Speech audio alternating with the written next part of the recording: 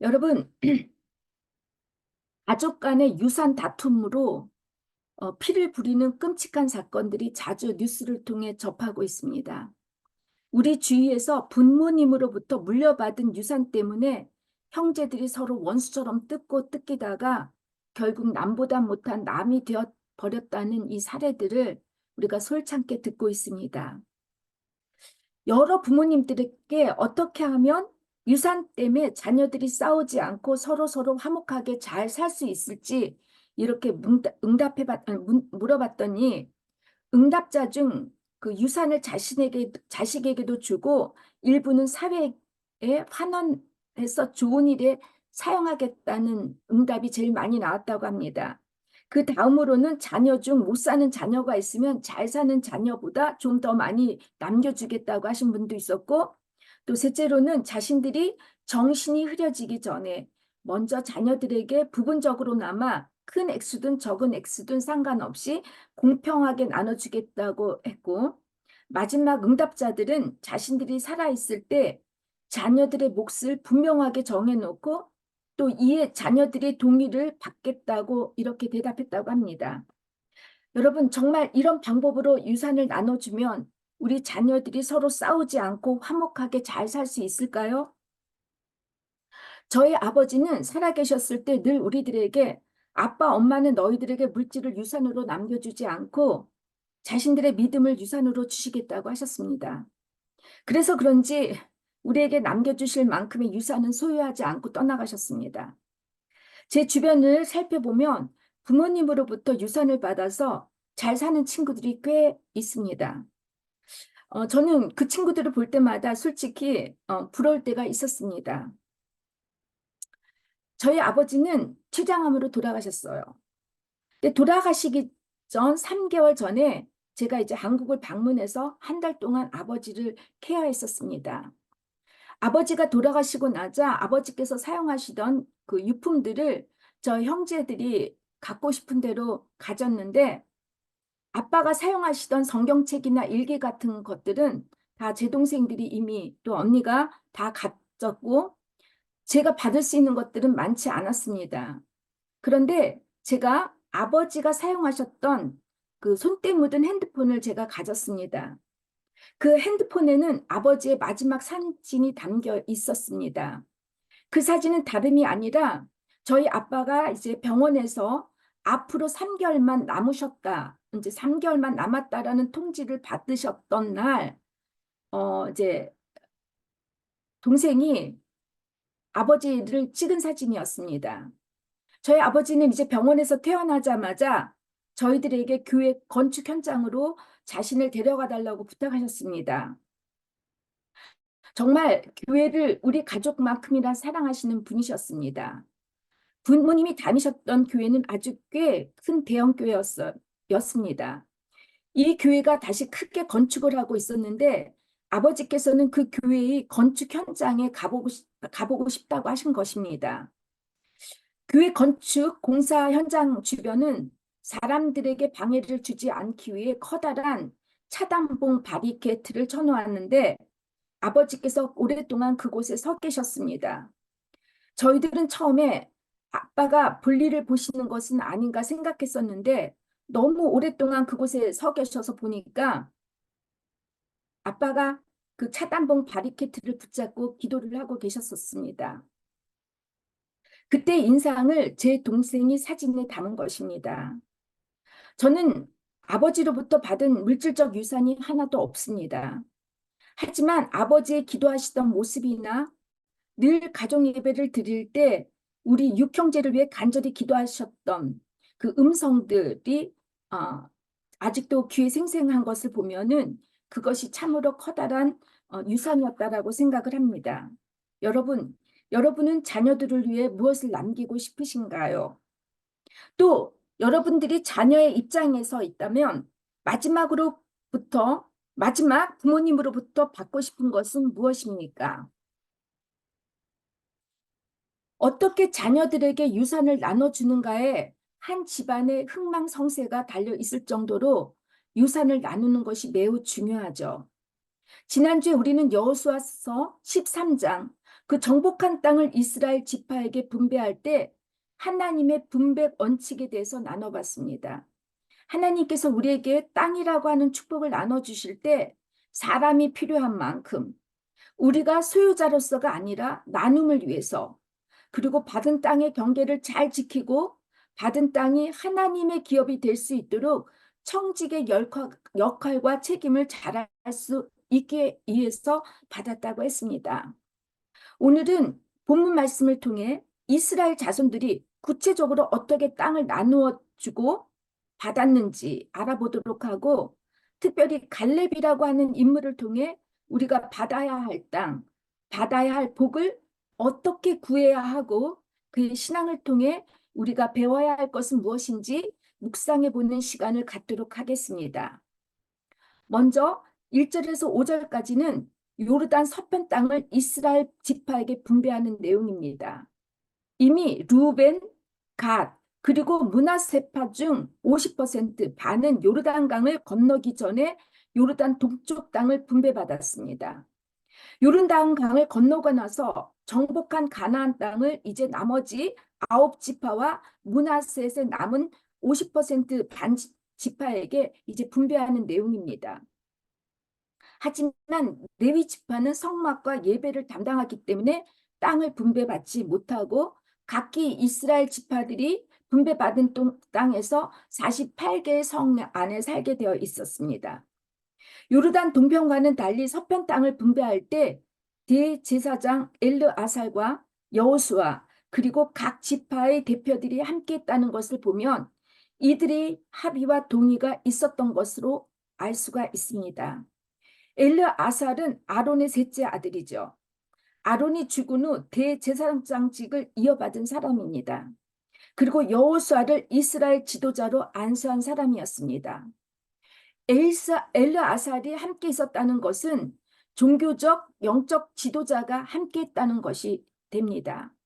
그리고 정치적 리더자였고 군사 지휘권을 가진 여호수아가 함께 했다는 것과 대의민주주의를 상징하는 이스라엘 지파의 족장들이 함께했다는 것은 땅을 분배할 때 편파적으로 하지 않았다는 것입니다. 서로의 오해와 분쟁이 일어나지 않도록 모두의 합의하에 평화롭게 이루어졌음을 시사하는 것입니다. 이것은 국가도 사회도 교회 공동체도 우리 가정도 한 개인의 독선이나 독단에 의해 운영되어서는 안 된다는 뜻이죠. 조금 더디 걸려도 충분히 서로의 논의와 합의를 걸쳐 실행되어져야 합니다. 대의민주주의나 스위스 같은 직접 민주제가 각각 나름대로 여러 문제를 일으킬 수 있으나 중요한 것은 모두가 동의와 협의가 있어야 한다는 것입니다. 이스라엘 백성은 그동안 광야 40년의 생활과 가나안 땅을 정복하기 위하여 7년간의 전쟁을 통해 하나님의 말씀을 듣고 적용하는 순종의 훈련을 받았기 때문에 이제 서로의 의견을 잘 들을 수 있었던 것입니다. 이렇게 훈련을 받고 나니까 땅의 분배가 잘 이루어질 수 있도록 서로 말이 잘 통하고 소통이 잘 되었다는 뜻이죠. 여러분, 이것이 공동체의 나눔이고 가정의 나눔입니다. 신앙적 훈련을 받고 나면 내 고집을 앞세우려고 하기보다는 상대방의 이야기를 먼저 들으려고 합니다.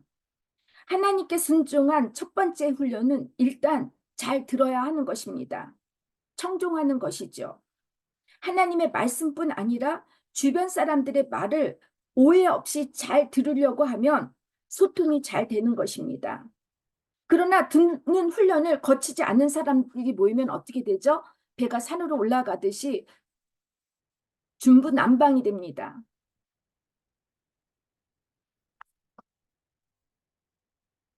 자신만의 주장이 옳다고 고집을 펴니까 서로 싸우게 되고 결국은 분열이 되고 받은 복까지 놓치게 되는 것이죠. 하나님께서는 우리에게 축복을 주실 때 하나님의 기업이 될 수 있도록 각 사람의 처지와 형편에 맞게 또 그 역할을 잘 감당할 수 있도록 공평하게 주셨다면 우리는 관리자, 청지기로서 잘 관리할 수 있어야 합니다. 즉 받은 땅에 대한 책임은 우리가 져야 한다는 것이죠. 여기서 우리가 잊지 말아야 할 것이 있습니다. 13장에서는 분명 요르단 동편 땅을 분배할 때 의논하거나 협의했다는 말이 없습니다. 이스라엘 지파 중에서 제일 큰 땅을 받은 지파가 므낫세 지파였습니다. 므낫세 지파 반은 요르단 동편 땅을 받고 나머지 반은 요르단 서쪽을 받았기 때문에 이스라엘 지파 중 가장 커다란 땅을 분배받은 것이 므낫세 지파였습니다. 제가 여러분에게 오늘 카톡으로 그 지도를 보여줬는데 한번 지도를 보시기 바랍니다. 요르단 땅 동쪽과 서쪽에 므낫세 지파가 얼만큼 땅을 받았는지 한번 보시기 바랍니다. 그런데 이 동쪽 므낫세 지파뿐 아니라 요르단 동편 땅에 분배받은 루벳 갓 지파들의 영토는 이스라엘이 솔로몬 이후 남과 북으로 나눠질 때 더 이상 이스라엘 영토에 속하지 않았습니다. 그렇게 좁고 큰 땅을 받았어도 하나님의 기업이 되도록 관리를 잘하지 못하면 모든 것을 잃어버리게 된다는 뜻이죠. 그래서 여러분, 축복은 위험합니다. 항상 축복에는 유혹이 함께 따르기 때문에 땅을 정복하는 것보다 받은 복이 하나님의 기업이 되게 하는 것이 더 어렵고 힘듭니다. 이제 6절과 15절까지 보겠습니다. 6절에서 15절까지. 이 6절에서 15절까지는 갈렙이 모세로부터 약속받았던 땅에 대한 분배를 여호수아에게 요청하는 내용이죠. 그리고 그가 아낙 자손들이 살고 있는 헤브론 땅을 허락받는 과정에 대한 이야기입니다. 여러분, 갈렙에 대해서 다 아시죠? 갈렙, 칼레브, 이거는 개라는 뜻입니다. 고대 근동에서는 신에게 충성된 자라는 의미로 이 개라고 하는 이름을 종종 사용했다고 합니다. 이 갈렙의 삶을 보게 되면 진정으로 그는 이름대로 하나님 앞에서 충성된 자였습니다. 모세가 브네스 바냐의 땅에 도착했을 때 가나안 땅을 탐지하기 위해 12명의 정탐꾼을 보내면서 40일 동안 가나안 땅의 정세를 잘 파악하고 돌아올 것을 명령하죠. 가나안 땅을 탐지하고 돌아온 이 10명의 정탐꾼들은 가나안 땅을 정복하기엔 8절 백성의 간담을 높게 할 정도로 가나안 족속이 얼마나 두렵고 무서운 사람들인지 부정적으로 보고를 합니다. 그러나 반대로 여호수아와 갈렙만은 긍정적으로 전혀 똑같은 상황을 다르게 해석을 합니다. 본문에서는 갈렙을 호칭할 때 그니스 사람 여분네의 아들이라고 이렇게 호칭을 합니다. 갈렙은 여러분 이름처럼 순수 이스라엘 형통이 아닌 사람입니다. 그니스 사람은 에돔 족속 중에 한 사람이죠. 에돔 족속의 조상이 누구죠? 바로 에서입니다. 그들은 이스라엘 가운데 거하다가 출애굽할 때 함께 떠난 한마디로 잡종 족속들이었던 것입니다. 하지만 그니스 사람들의 일부가 이스라엘이 귀화할 때 갈렙도 함께 유다 지파에 합류했던 것으로 보입니다. 길갈에서 땅을 분배할 때 제일 먼저 나온 지파가 다름 아닌 유다 지파였습니다. 유다 지파는 늘 전쟁에서 항상 용감하고 대담했어요. 여러분도 알다시피 유다는 야곱의 넷째 아들이었죠. 늘 여자들에게 약하고 그래서 가난한 여자와 결혼을 했고 자기의 육체적 그 약점에 의해서 결국은 그는 며느리 다말과 동침을 하는 참으로 비도덕적이고 비윤리적인 사람이었습니다. 그러나 유다는 형제들이 요셉을 죽이려 할 때 요셉을 상인에게 팔자고 제안해서 요셉의 목숨을 구해준 사람이기도 했죠. 그런 유다에게 말씀이 들어가니까 유다 지파에서 이스라엘 왕들이 나왔고 우리 예수님도 유다 지파를 통해서 오셨습니다. 이 유다 지파 중 갈렙이 제일 먼저 여호수아에게 헤브론 땅을 요구합니다. 다른 지파의 눈으로 볼 때 갈렙이 건방져 보이고 당돌하고 교만해 보일 수도 있지만 전혀 그런 사람이 아닙니다. 그렇다면 갈렙은 도대체 어떤 사람이었길래 땅을 요구할 수 있었고 받을 수 있었는지, 어떻게 하면 우리도 갈렙처럼 땅을 요구하고 땅을 받을 수 있는지 한번 생각해 봤으면 좋겠습니다. 첫째, 갈렙처럼 땅을 요구하는 자는 먼저 자신의 때를 알고 기다릴 줄 아는 사람이어야 합니다. 갈렙은 때를 알고 기다릴 줄 아는 사람이었습니다. 45년 내내 여호수아가 주인공이었다면 그는 늘 조용히 여호수아의 그림자처럼 살았습니다. 절대로 나서지 않았습니다. 그는 자신이 나서야 할 때와 요구할 때를 정확히 알고 있었던 사람이죠.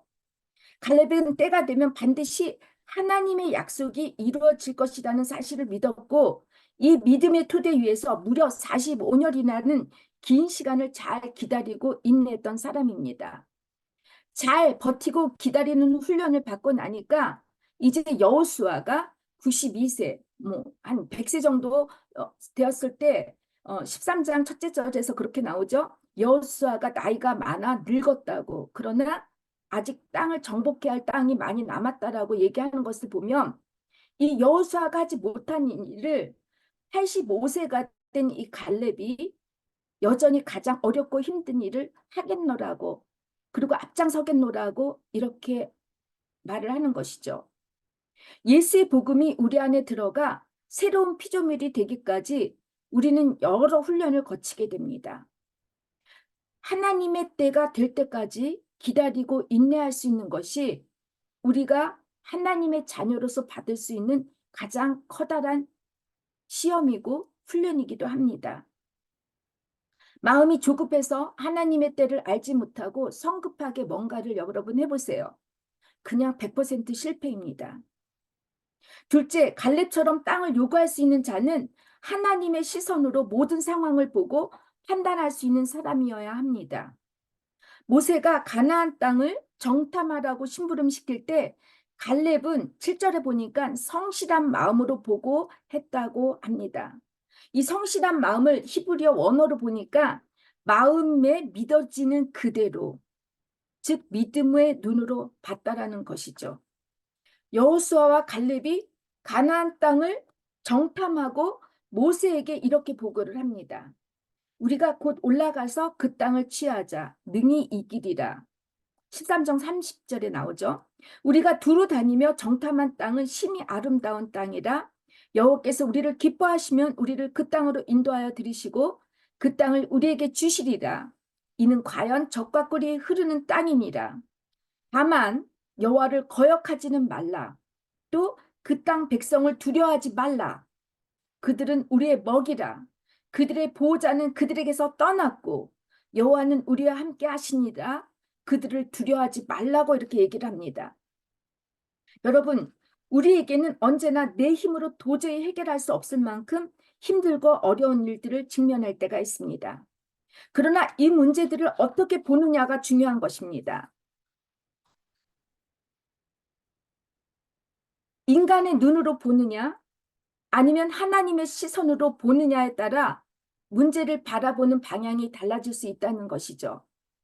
문제를 중심으로 보게 되면 하나님을 향한 믿음은 항상 뒷전에 밀려나고 말죠. 어려움과 문제 가운데 개입하시는 하나님을 경험할 수가 없습니다. 어떤 분들은 이렇게 말을 하죠. 사건은 사건이고 믿음은 믿음이더라고요. 믿음과 사건을 완전히 분리해버리죠. 하지만 믿음의 눈으로 문제를 바라보면 이해하지 못했던 것들이 해석이 되어집니다. 도저히 이해할 수 없고 깨닫지 못했던 부분들이 밝히 보이게 되는 것입니다. 그래서 믿음 안에는 사건을 해석하는 힘이 있습니다. 아직도 여러분들 중에 같은 문제들과 어려움으로 고통 중에 계신 분들이 계십니까? 늘 반복되는 어려움을 해결하지 못하고 다람쥐 쳇바퀴처럼 돌듯 반복하고 계신다면 그 이유는 여러분께서 여러분들의 문제들을 믿음으로 보지 못하고 해석하지 못하기 때문입니다. 하나님의 시선으로 문제들을 보지 못하면 여러분들은 이 문제들에 의해 마음이 눌리게 되고 고통을 받고 두렵고 괴로워하는 것입니다. 아무리 커다란 고난이 우리에게 찾아왔어도 하나님의 시선으로 볼 수 있는 믿음의 눈이 열린다면 이것이 고난이 고난으로 보여지지 않게 됩니다. 크신 하나님을 경험하게 되면 그렇게 크게 보였던 문제들이 작게 보여지게 되죠. 믿음 안에서 하나님의 시선으로 문제들을 보고 해석할 수 있게 되면 사마귀를 강물로 길을 만드시고 우리 앞에 놓인 바다 위를 걷게 하시는 살아 역사하시는 하나님을 경험할 수가 있게 되는 것입니다. 믿습니까? 이렇게 현실을 현실로만 볼 것이 아니라 믿음의 눈으로 해석하고 확신에 따라 행동에 옮기게 되는 사람은 당당하게 하나님께 땅의 축복을 요구할 수가 있습니다. 뿐만 아니라 허락하신 축복을 하나님의 기업이 될 수 있도록 잘 관리할 수 있는 복된 사람이 될 것입니다. 세 번째, 갈렙처럼 하나님께 충성한 사람이 땅을 요구할 수 있습니다.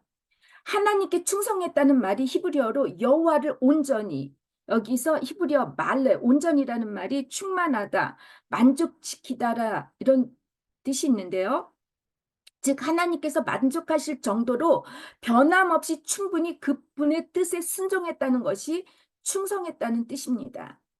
여호수아와 갈렙 두 사람은 어떻게 보면 거의 비슷한 사람입니다. 가나안 땅을 정탐하고 돌아와서 믿음의 눈으로 보고를 했고, 그래서 이 두 사람만이 가나안 땅에 들어갈 수 있는 축복을 받은 사람들입니다. 그러나 여호수아는 하나님으로부터 모세의 후계자가 되는 권세를 받았지만 갈렙은 그에 상응한 직분이나 권력을 받지 못했습니다. 갈렙은 여호수아와 비교하면서 불공평하다고 속상해할 수 있음에도 전혀 하나님께 불평하거나 원망을 하지 않았습니다. 막상 이제 여호수아가 나이가 많아 더 이상 정복하기 어려운 땅을 정복할 수 없을 때 이 갈렙이 나서는 것이죠. 이때의 갈렙의 나이도 만만치 않았어요. 85세라는 것이죠. 광야 45년을 하나님께서 말씀하신 대로 순종하며 살아온 사람이 갈렙입니다. 이렇게 말씀대로 사니까 그는 자신이 여전히 강건하고 그 힘이 여기서 말하는 힘은 어떤 영육 간의 담대함이죠.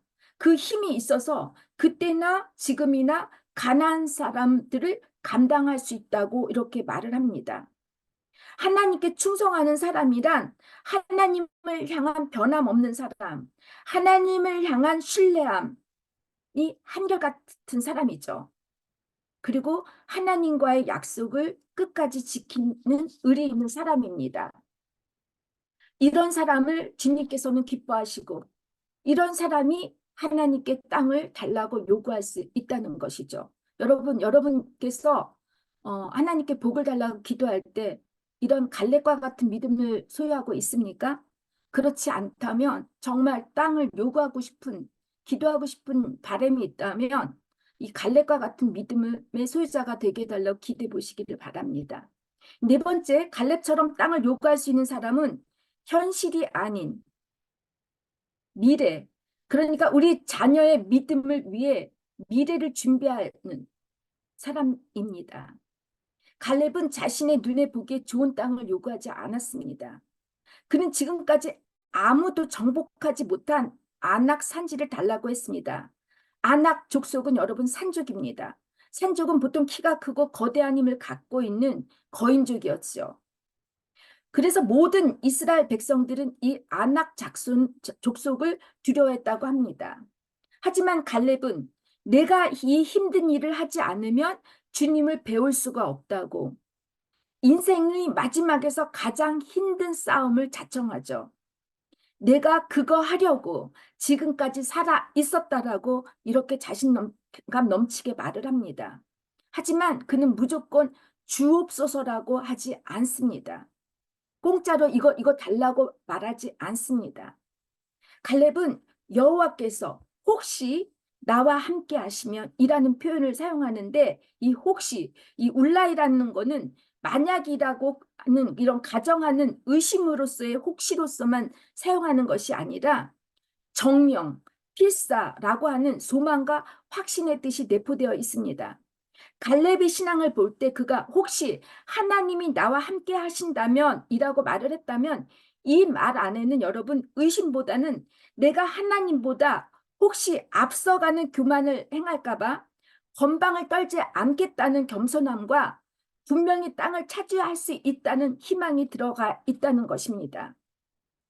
갈렙은 여호와께 약속했던 이 산지를 지금 내게 달라고 합니다. 여호와께서 나와 함께 하시면 여호와께서 말씀하신 대로 안악 자손들을 내쫓아 낼 수 있다고 말을 하죠.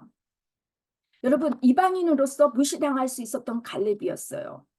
그러나 그는 겸손할 수밖에 없는 이 환경에서 하나님이 늘 함께하고 하시고 있다는 것, 이것이 아마 그에게 커다란 축복이었던 것 같습니다. 이제 여러분, 5월 29일이면 저희 교회가 창립 8주년을 맞이하게 됩니다. 제가 항상 창립 기념을 맞이할 때마다 이 간증을 여러분 앞에 드리고, 이것이 저뿐만이 아니라 우리 교회 전체가 고백할 수 있는 간증이 되기를 바라고, 이 간증을 여러분들의 자손의 자손에게 이어주시기를 바랍니다. 저희들이 이 요한네스 교회를 사용하게 되는 때는 여러분, 커다란 우리들 모두에게 하나님의 놀라운 섭리가 있었던 것입니다. 저희들이 교회가 다 흩어지고 남은 분들이 5명이 있었습니다. 이 5명 분과 함께 이제 우리 미션 20일, 바젤에는 미션 20일에서 우리가 예배를 드리고 있었습니다. 사람들이 많이 오면 12명 정도 되었죠. 근데 우리 아이들이 그곳에서 주일학교 하는 것이 쉽지 않았습니다. 지하였고, 또 어떤 친구는 지하실이기 때문에 두렵다라고. 그리고 그 중간이 호텔로 사용을 하기 때문에 사실 우리는 요리도 할 수 없었고, 냄새 나는 음식을 나눌 수도 없었고, 아이들이 마음껏 뛰놀 수가 없었습니다. 그러다가 이제 코로나가 터졌죠. 코로나가 터지면서 저희들은 이제 국경이 다 이제 폐쇄가 되어서 왕복을 할 수가 없게 이렇게 금했었습니다. 그래서 저희들이 아마 제일 처음으로 코로나가 터지기 이전에 아주 그 컨택을 금하기 전에 저희들 교회는 이미 온라인 예배를 드리기 시작했었습니다. 그러다가 이제 코로나가 이제 서서히 풀리면서 폐쇄된 국경이 열리고 나서 저희들이 다시 이제 그 바젤에 있는 미션 20일에 작은 교회에서 모이려고 했는데, 그때만 해도 이제 규칙이 적어도 있었어요. 한 사람 서로 앉을 때 3m의 간격을 띄고 앉아야 할 때, 우리 교회 교인들이 그 작은 교회당에 들어갈 수 있는 인원은 4명 정도밖에 될 수가 없었습니다. 그래서 그때 이제 우리 교우들과 함께 교회를 알아보기로 했습니다. 그리고 제가 이제 스위스에 대해서 제가 잘 알지는 못했지만, 그러나 거기에 계시는 미션 20일에서 외국인 교회를 케어하시는 그 찐먼만 목사님, 막달라나 찐먼만 목사님하고 제가 컨택을 가지면서 이분의 도움을 받고자 이제 노력을 했었습니다. 스위스에 있는 여러 교회를 다 알아봤어요. 그리고 리엔에 있는 교회 다 알아봤고, 카톨릭 교회까지 알아봤는데, 정말 힘든 것이 뭐냐면 리엔이나 스위스 교회는 이미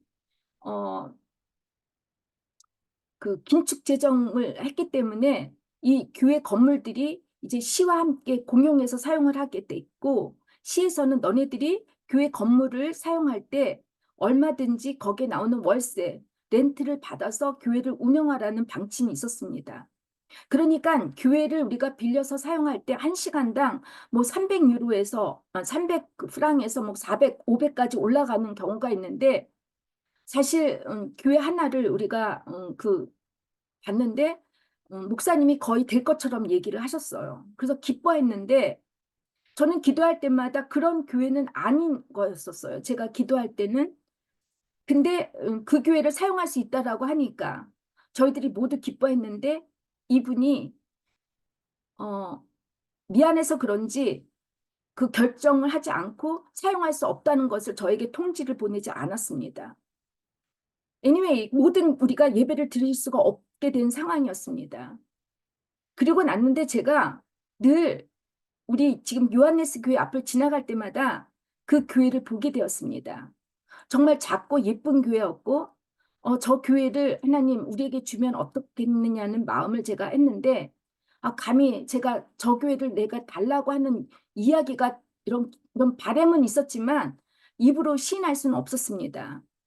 그래서 제가 큰 자동차를 타고 다닐 때마다 한쪽은 운전대를 손을 잡고 한쪽 손으로 그 교회를 향하여 하나님 이 산지를 우리 바젤 한인 선교교회에 달라고 이렇게 기도를 했었습니다.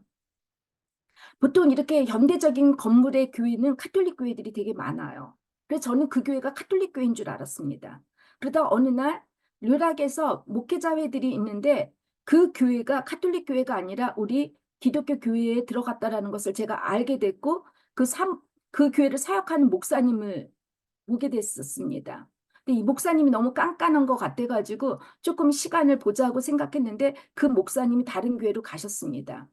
이 틈에 제 동료 목사가 야, 요한교회가 자기가 거기서 수업을 한다라고 얘기를 하는 거예요. 애들 입교 수업을.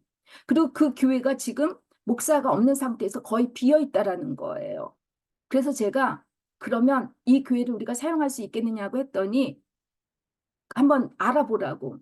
그래서 제가 부감독인 그 마쿠스 슐츠라고 하는 목사님한테 제가 물어봤습니다. 마쿠스, 이 교회를 우리가 사용할 수 있느냐고 했더니 경이 문제가 아무것도 없지. 이 교회에서 원래 아프리카 기독교인들이 예배를 드렸다가 그 아프리카 교인들이 지금 자기네 교회, 크리스토스 교회, 르락에 있는 크리스토스 교회에서 예배를 드리니까 이 교회는 외부 분들이 교회를 이렇게 사용하지 않다고 하면서 이 교회를 얼마든지 사용하라고 이렇게 이야기를 해주시는 것이었습니다.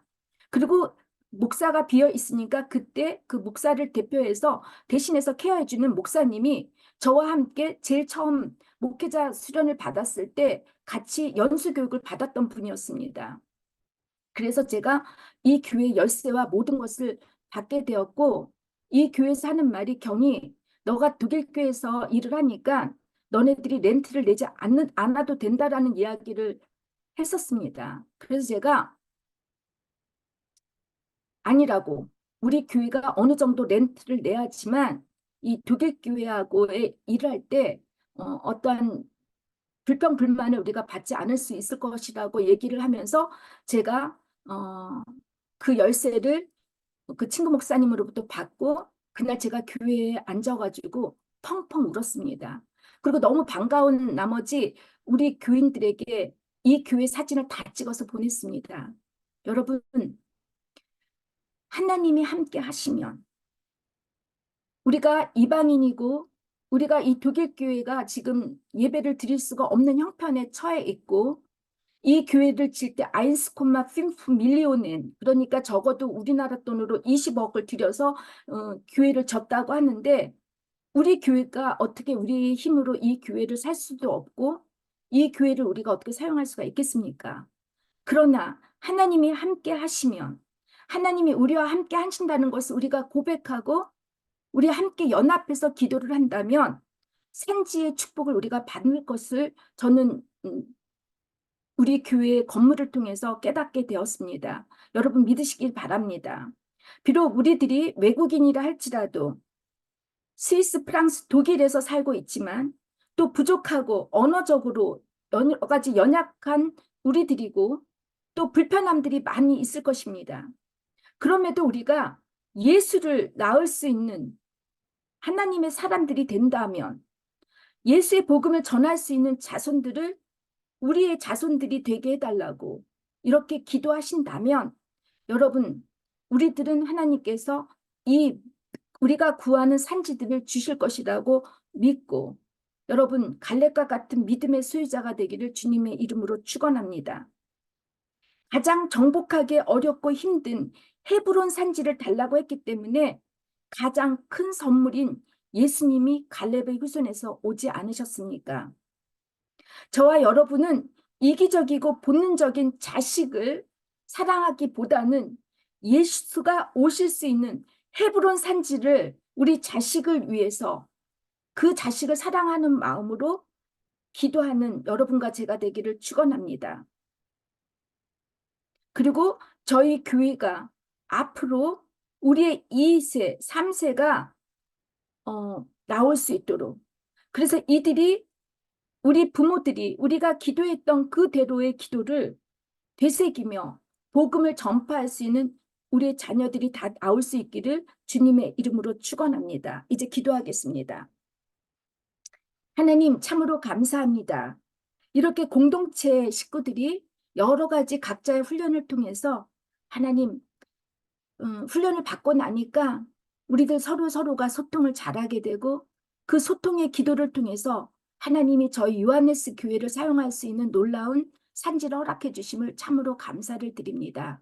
하나님, 우리가 갈렙처럼 부족한 것이 많이 있다 할지라도 우리가 쫄지 말고 겁먹지 말고 하나님이 나와 함께 하신다면, 하나님이 우리와 함께 하신다면, 하나님이 우리 교회 공동체와 함께 하신다면 그 높고 두터운 산지라도 하나님 우리가 점령할 수 있음을 고백하며 우리가 앞으로 하나님 땅을 밟고 축복의 땅으로 기업으로 만들 수 있는 저와 저희 모든 우리 교회 공동체 식구들이 될 수 있도록 하나님 도와주시옵소서.